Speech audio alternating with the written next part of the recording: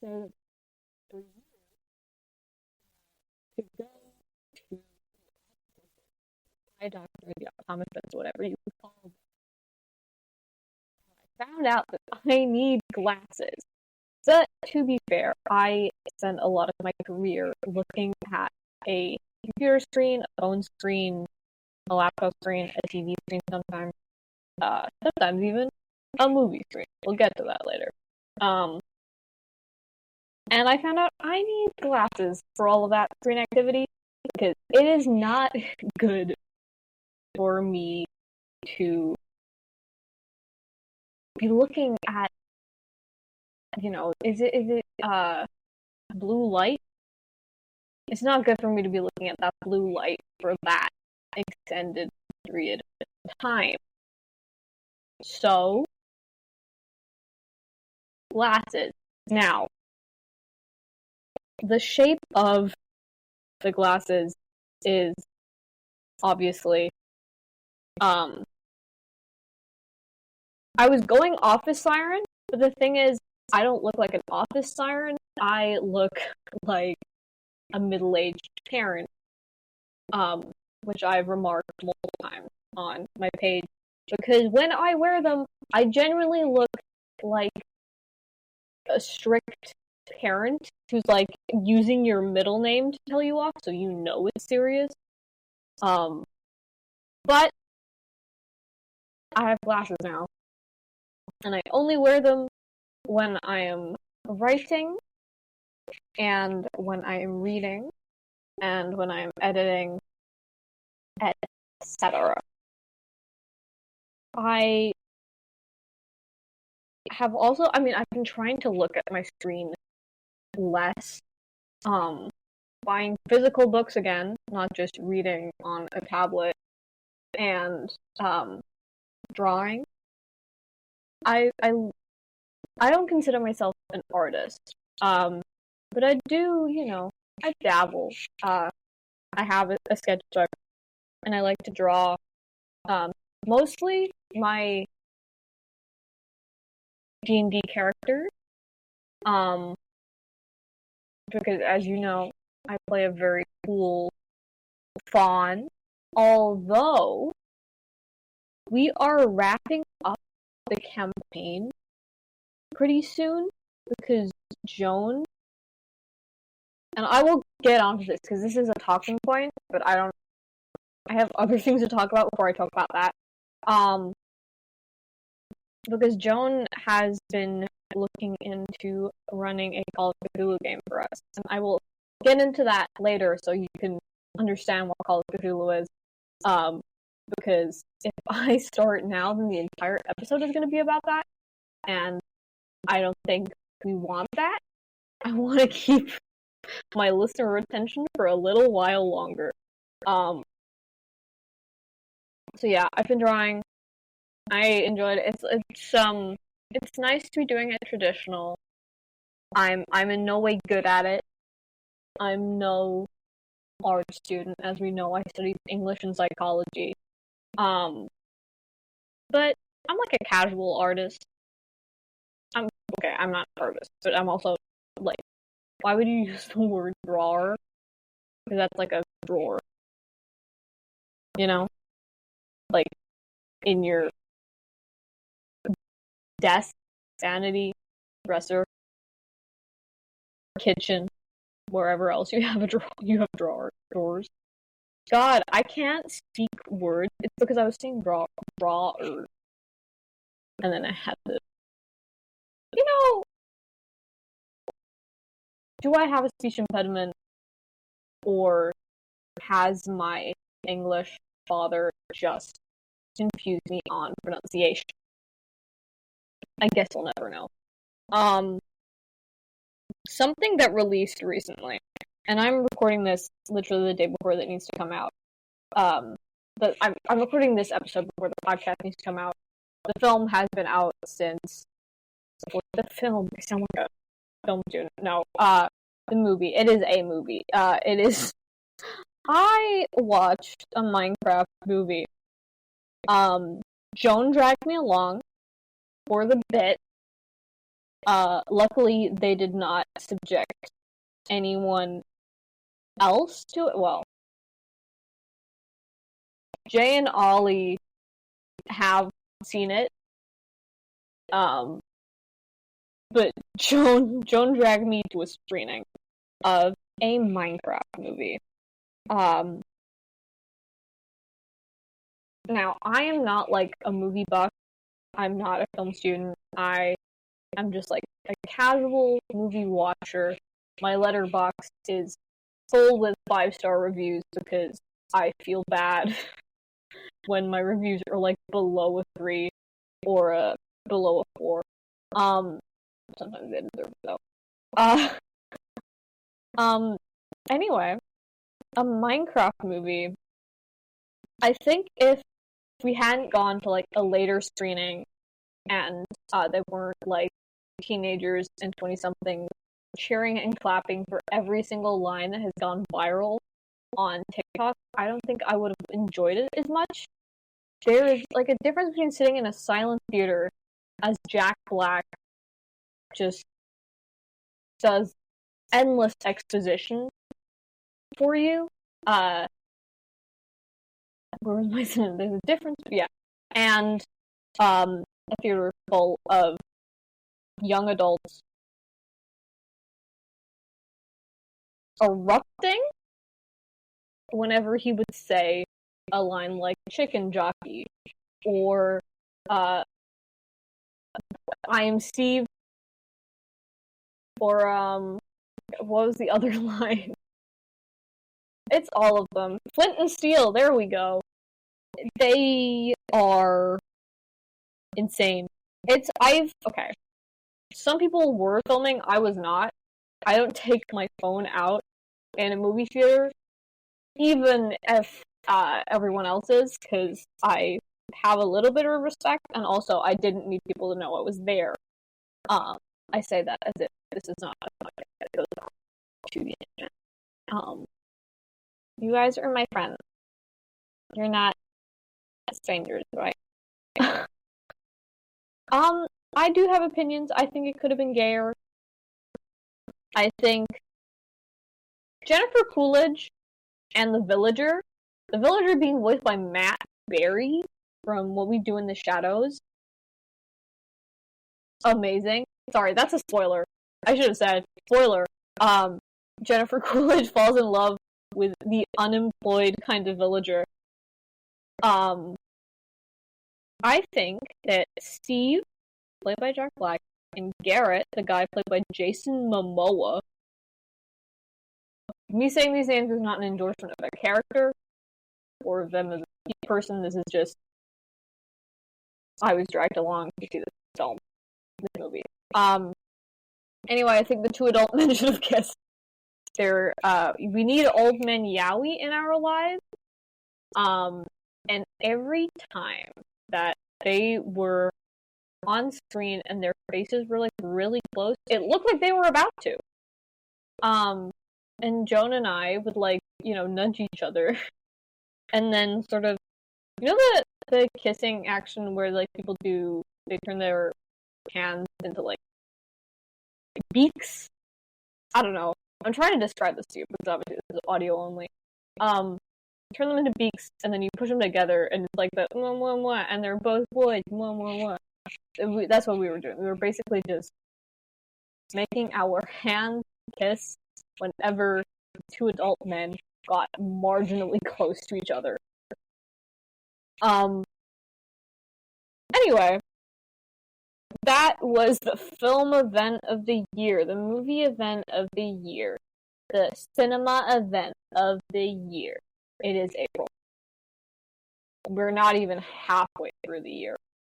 I'm sure there's going to be better coming, especially because there's going to be a new Wes Anderson film next month. I am so excited. That can be called a film.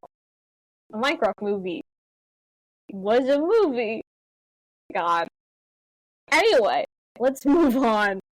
I'm not qualified to be a film critic. Lesbian Visibility Week is at the end of April. It is from the 21st to the 27th And what can you do Lesbian Visibility Week? Look out for your lesbians, and send me $20. I need it. I'm totally not in charge of a company.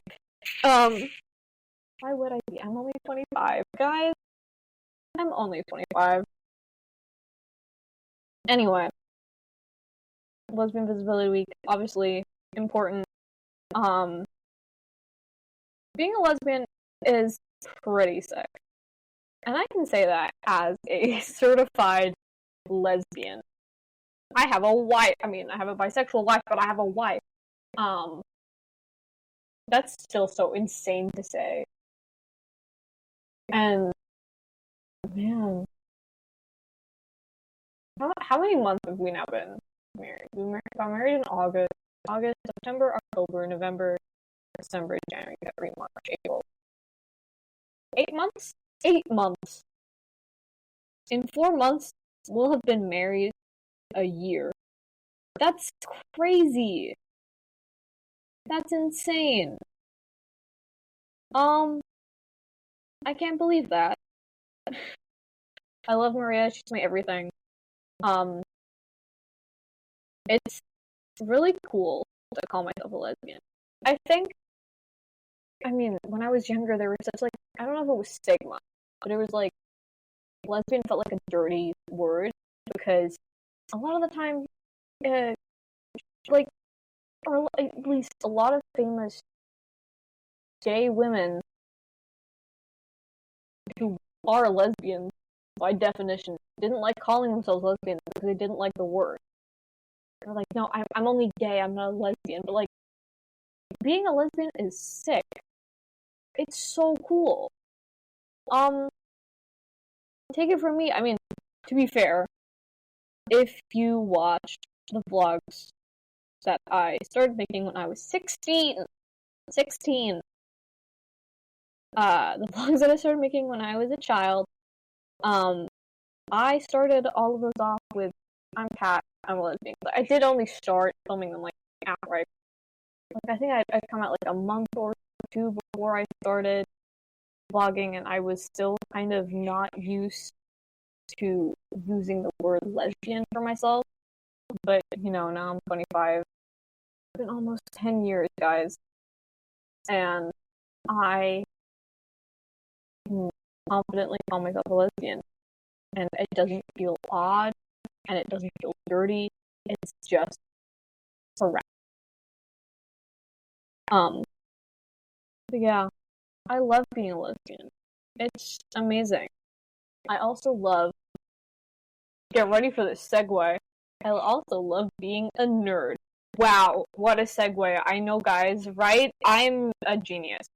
I did say I'd get on to talking about Call of Cthulhu, which is a tabletop role-playing game.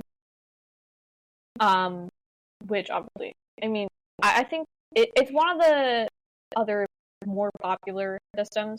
Obviously, you got Dungeons and Dragons, and such. There are a lot of systems that we want to explore.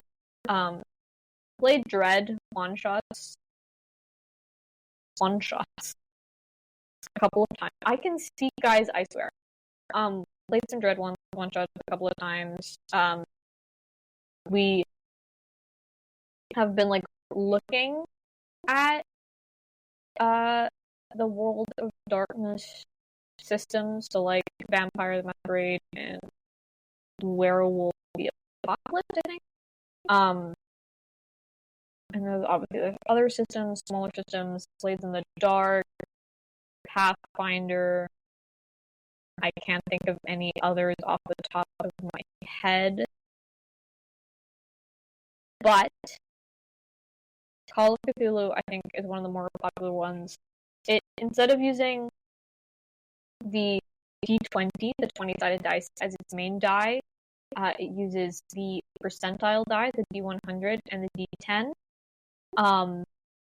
And instead of trying to roll the highest number, like in D&D, if you roll a 20, that's amazing. in Call of Cthulhu, if you roll a 100, that is a critical fail.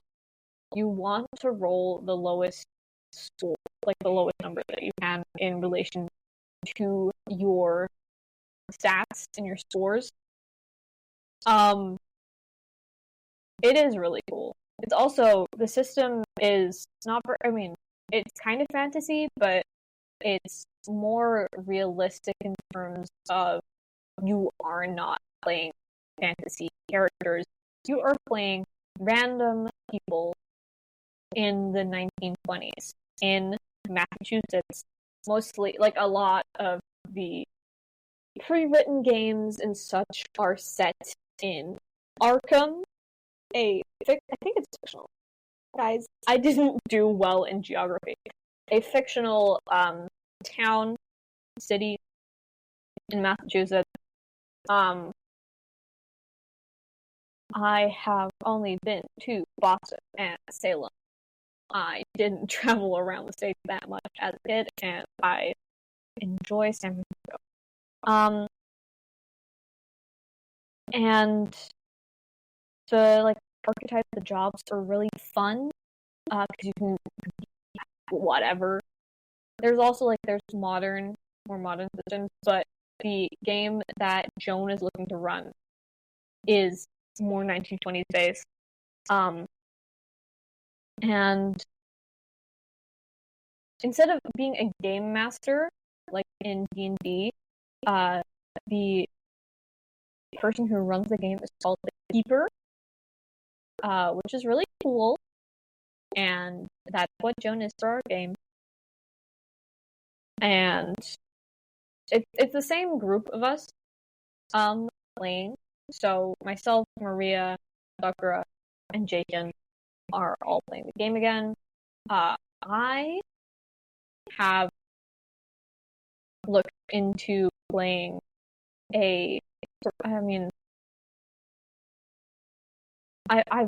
I've been reading Goodbye to Berlin by Christopher Isherwood. Brilliant book. Love it. I love, like, classic literature. There's obviously, considering this was written in the 1930s, there's themes that probably you might not want to revisit if you're sensitive right in this thing. But I'm digging myself a grave. Otherwise it's a great book. And it's sort of like a collection of stories of when, or at least a self-insert character of Christopher Isherwood is in Berlin in the early 30s, and there's a lot going on right now. By that I mean, Cheeto decided to say hello. He's not gonna make a noise. He's not very talkative all the time. A collection of stories set in the early 1930s, very, like, Germany based, but the author is American. It's the book on which Cabaret, the musical Cabaret, was loosely based. But really, like, the only connection is the character of Sally Bowles, because in the book, the landlady is called Fräulein Schroeder and not Fräulein Schneider, and obviously the characters are different and the plot is different. To be fair, I am currently only halfway through the book. It is so good. I love literature. That's why I studied English. And the character that I want to play for Call of Cthulhu is going to be like an entertainer, sort of cabaret performer, the way that Sally Bowles is. So I was reading the book as research. I am still reading the book as research. Maria has said that she wanted to play sort of movie executive. Sorry. And I think Jaken wants to be sort of like investigator, explorer type. And then where's Sakura? I think Sakura was, hang on, I'm trying to think. I think Sakura wanted to just be like a university student, someone studying like archaeology or something. I'll have to ask her. I don't know if I'll update you, but yeah, it's really exciting. And God, if you like researching the 1920s and doodling character designs, and I really like love the fashion and what they wore in the 1920s. God, I wish I had something like that. So maybe I'll talk to Kelly and be like, hey sis, what if you made me a dress? I mean, just a suggestion. I would love it. And also just like the descriptions of Sally in the book are like they make me want to draw her. It is funny how the book depiction is so different to the musical depiction, which is also really different to the depiction of the movie directed by Bob Fosse, because I'm pretty sure no, I've been past this chapter. In the book it says that Sally doesn't sing well, like she's not a good singer. I think, I don't know if this is like in public domain, if I'm allowed to read something like this out.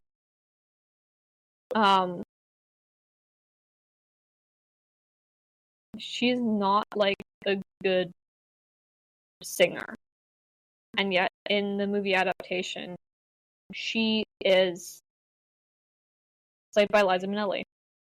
I'm trying to find the page in the book. Here we go. I was curious to see how Sally would behave. I had imagined her, for some reason, rather nervous, but she wasn't in the least. She had a surprisingly deep, husky voice. She sang badly, without any expression, her hands hanging down at her side. Yet her performance was, in its own way, effective, because of her startling appearance and her air of not caring a curse while people thought of her.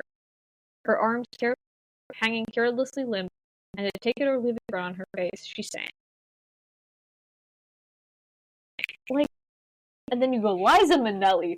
But to be fair, I mean, cabaret is like whoa, it's a spectacle. But I think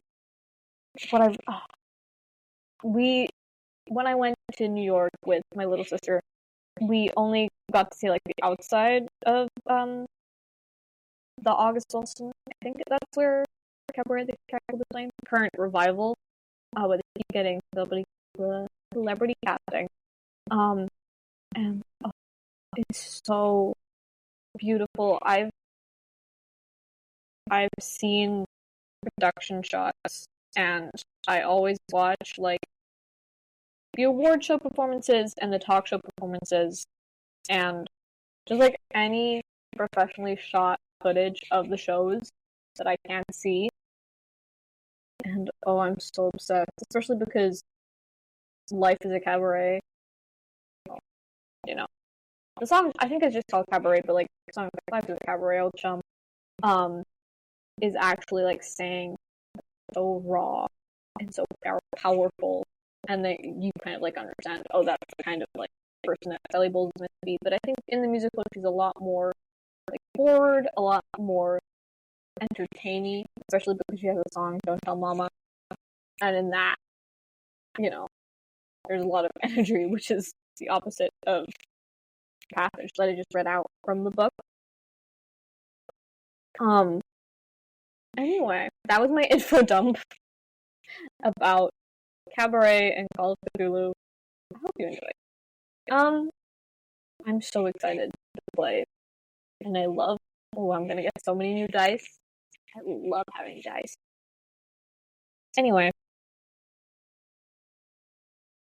we're gonna have a great April. So much to do. So much to see. March 31st, I celebrated Soccer and Ollie's birthday. They're twins, obviously. They had a joint birthday party at their parents' sushi shop again. To be fair, it's expensive if you work there, and if it's your family business.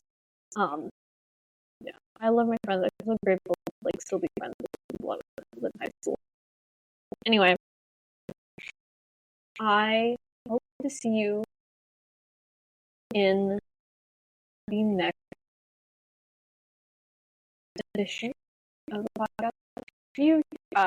Have you listened to me? I mean, it's very one-sided, isn't it? Probably will do a couple vlogs in the summer. At least I hope to. I'm a bit more open then. So yeah. That's it from me. Goodbye.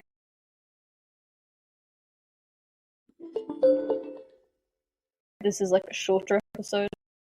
Whoa. I don't know if that started recording immediately after I unpaused it. This might be a shorter episode mainly because I left it to the last minute. Didn't know what to talk about. I am genuinely reading Goodbye Charlene. Very great book by Christopher Isherwood. I also did genuinely watch a Minecraft movie, and boy oh boy, I sure contributed to the box office numbers. Jesus Christ. I don't know if I should really do this. I was like, oh, all people, fictional, all real, silly, blah blah blah. This podcast is a work of fiction. I need the people in my email inbox to understand this podcast is a work of fiction. I'm getting real close to my headphone mic. And I also hope that I didn't just explode your eardrums. I'm back home next month. I don't know when I'll be back home. Probably not until.